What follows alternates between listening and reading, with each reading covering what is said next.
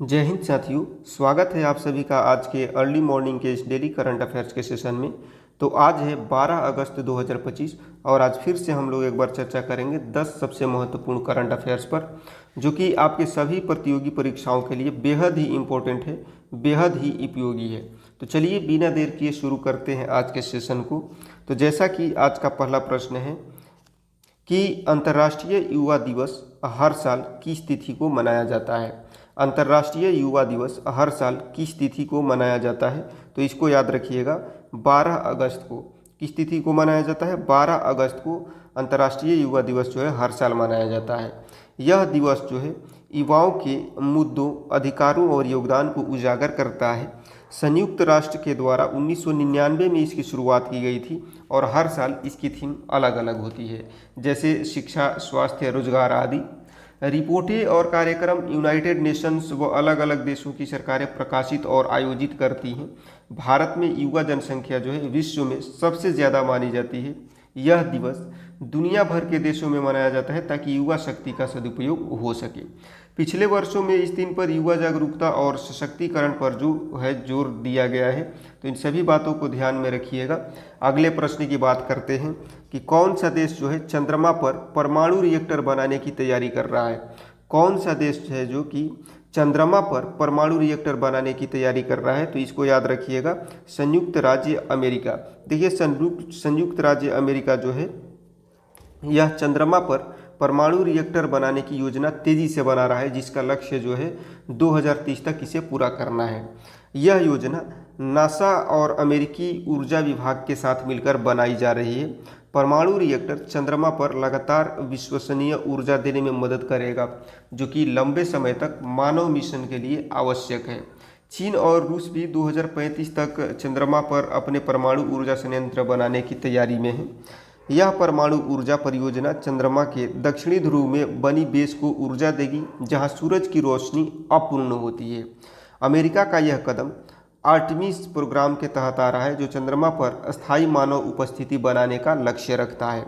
अंतर्राष्ट्रीय प्रतिस्पर्धा के कारण यह परियोजना जो है तेज हो रही है, क्योंकि चंद्रमा पर क्षेत्राधिकार और संसाधनों पर नियंत्रण महत्वपूर्ण बन रहा है। इससे भविष्य में मंगल ग्रह और अन्य अंतरिक्ष मिशनों के लिए ऊर्जा तकनीक विकसित करने में जो है मदद मिलेगी। तो इन सभी बातों को ध्यान में रखिएगा। बात करते हैं अगले प्रश्न की। तो आज का अगला प्रश्न है कि कौन 18वें अंतर्राष्ट्रीय खगोल एवं खगोल भौतिकी ओलंपियाड की मेजबानी करेगा?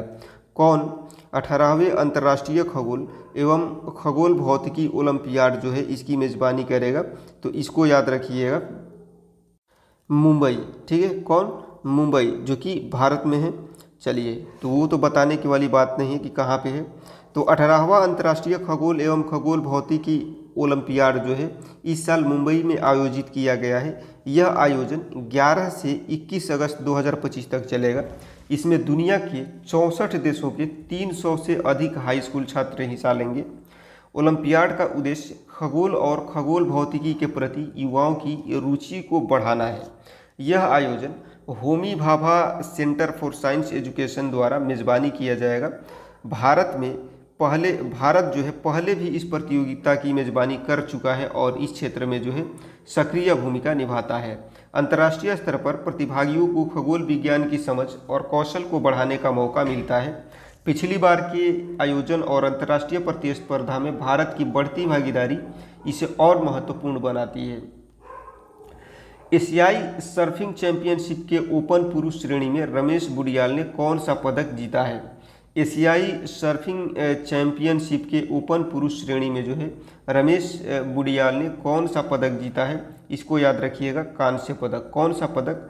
कांस्य पदक। देखिए, रमेश बुडियाल जो है इन्होंने 2025 में एशियाई सर्फिंग चैंपियनशिप के ओपन पुरुष वर्ग के में जो है कांस्य पदक जीता है। यह पदक तमिलनाडु के महाबलीपुरम में आयोजित प्रतियोगिता में मिला। वे इस प्रतियोगिता में पदक जीतने वाले पहले भारतीय सर्फर बने हैं। फाइनल में रमेश ने 12.60 अंक प्राप्त किए और कांस्य पदक जीता। स्वर्ण पदक कोरिया के कानोआ हिजेने और रजत पदक इंडोनेशिया के पजार एरियाना ने जीता। यह सफलता जो है भारत में सर्फिंग खेल के विकास और बढ़ती भागीदारी को दर्शाता है। एशियाई सर्फिंग चैंपियनशिप में हिस्सा लेना और पदक जीतना अंतर्राष्ट्रीय स्तर पर भारत के लिए एक बड़ी उपलब्धि है। तो इन सभी बातों को ध्यान में रखिएगा।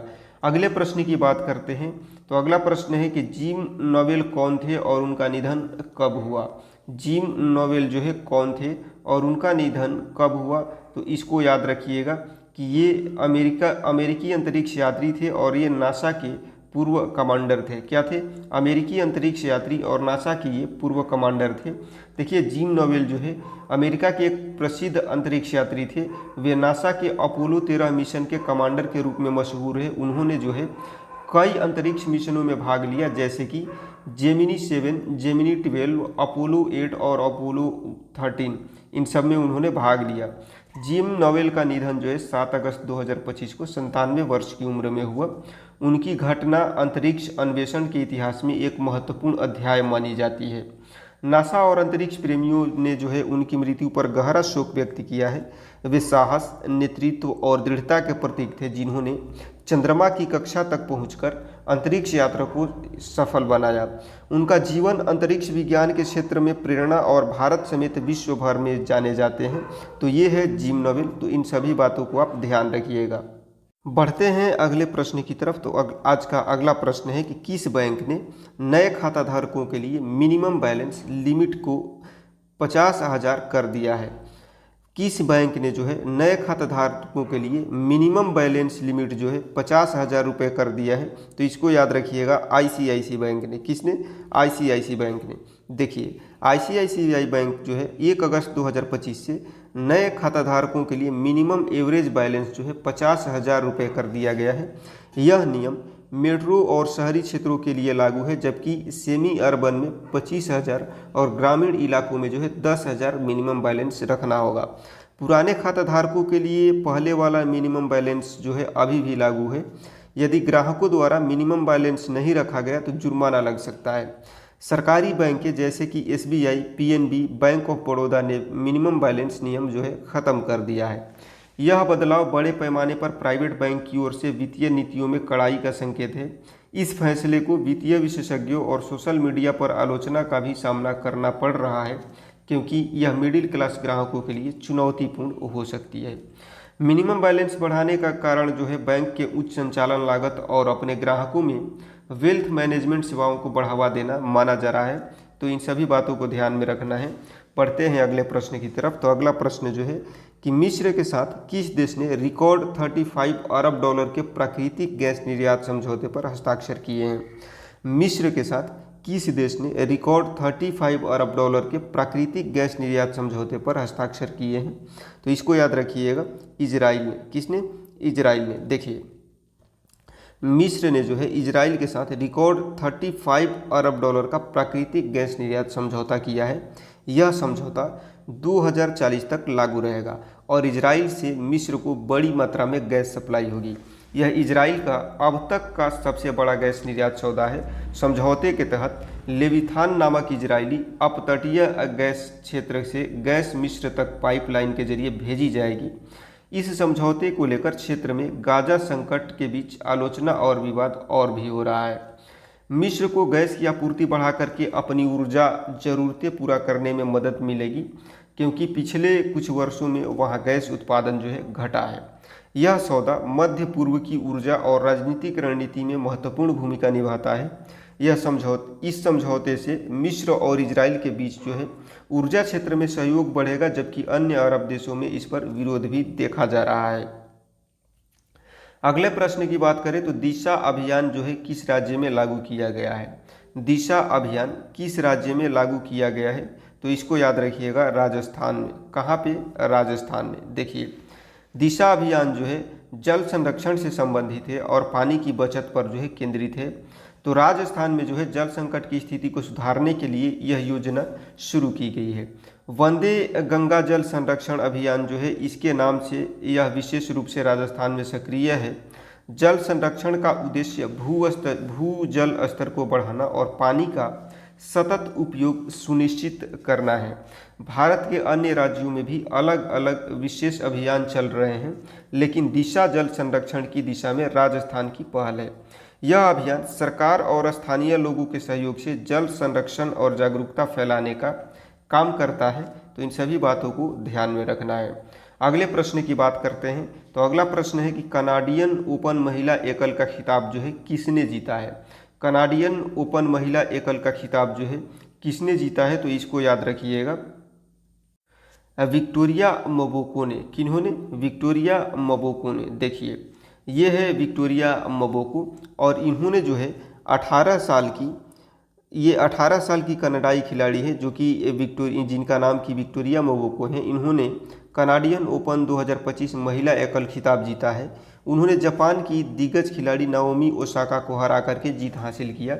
यह उनका पहला बड़ा खिताब है और उन्होंने करियर की सर्वश्रेष्ठ रैंकिंग प्राप्त की। मबोको ने इस टूर्नामेंट में कई शीर्ष खिलाड़ी जैसे कि सोफिया केनिन, कोको गॉफ और एलेना रयाबाकिना को हराया। यह जीत उनके लिए खास थी क्योंकि यह उनके देश कनाडा में संपन्न हुई। 2019 के बाद मबोको दूसरी कनाडाई महिला खिलाड़ी है जिन्होंने कनाडियन ओपन टाइटल जो है जीता है। यह टूर्नामेंट WTA 1000 स्तर का है जो बड़ा अंतर्राष्ट्रीय स्तर का आयोजन माना जाता है। मबोको की इस जीत से भारतीय उपमहाद्वीप समेत विश्व टेनिस में जो है कनाडा की युवा प्रतिभा की चर्चा बढ़ी है। बात करते हैं अगले और आज के आखिरी प्रश्न की कि 15 अगस्त 2025 को ट्रंप और पुतिन के बीच आमने सामने की वार्ता कहाँ होगी। ठीक है, आपको याद रखना है कि 15 अगस्त 2025 को जो है ट्रंप और पुतिन के बीच आमने सामने की वार्ता कहाँ पे होगी, तो इसको याद रखिएगा, अलास्का अमेरिका में। ठीक है, अमेरिका का जो अलास्का है वहाँ पर जो है ट्रंप और पुतिन के बीच आमने सामने की वार्ता होगी। कब? 15 अगस्त 2025 को। देखिए ट्रंप और पुतिन की वार्ता की जो डेट है वो है 15 अगस्त 2025 और ये होगी कहाँ पे, तो अलास्का राज्य में होगी, अमेरिका के। यह मुलाकात रूस यूक्रेन युद्ध को ख़त्म करने और शांति प्रक्रिया पर चर्चा के लिए है। अमेरिकी राष्ट्रपति डोनाल्ड ट्रंप ने यह बैठक 8 अगस्त को पुष्टि की थी। अलास्का में पहली बार 4 साल बाद अमेरिकी और रूसी राष्ट्रपति आमने सामने मिलेंगे। दोनों नेताओं की पिछली बातचीत 2025 में फ़ोन पर हुई थी, लेकिन शांति के लिए यह महत्वपूर्ण कदम जो है माना जा रहा है। भारत सहित कई देशों ने इस बैठक का स्वागत किया है क्योंकि इससे अंतर्राष्ट्रीय शांति की उम्मीदें जुड़ी हैं। यह बैठक रूसी यूक्रेनी संघर्ष के समाधान के लिए वैश्विक स्तर पर महत्वपूर्ण समझी जा रही है। इतिहास में अलास्का रूस का हिस्सा था जिसे 1867 में अमेरिका ने खरीदा था, इसलिए स्थान की भी खास विशेषता है। तो इन सभी बातों को आपको ध्यान में रखना है। तो उम्मीद करता हूँ आज के सभी प्रश्न आपको बेहतर तरीके से समझ में आ गए होंगे और सारी चीज़ें आपको बहुत अच्छे तरीके से समझ में आ गई होंगी। देखिए डेली करंट अफेयर्स का सेशन इतना इम्पोर्टेंट क्यों है, इतना उपयोगी क्यों है, तो इसका साक्षात प्रूफ और प्रमाण है अभी जो RRB NTPC का एग्ज़ाम हो रहा है जो कि अंडर ग्रेजुएट लेवल का है।